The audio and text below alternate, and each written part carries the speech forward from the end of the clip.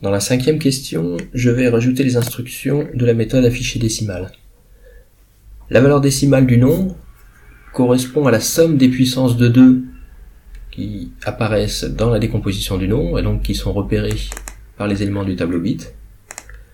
Et je vais devoir afficher cette valeur. J'ai donc besoin de mettre à jour cette valeur au fur et à mesure que je vais parcourir le tableau.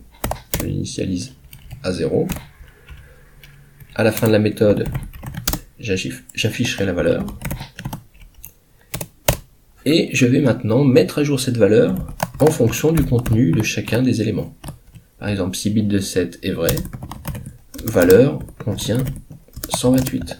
Et donc, je rajoute 128 à la variable. De même, si bit de 6 est vrai,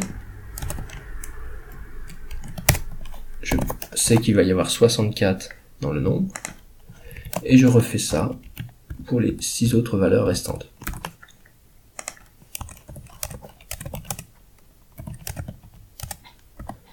Si bit de 5 est vrai, j'ajoute 32, 16 pour bit de 4, 8 et 1. Je vais tester cette méthode en rajoutant une instruction dans la méthode main qui est afficher décimale.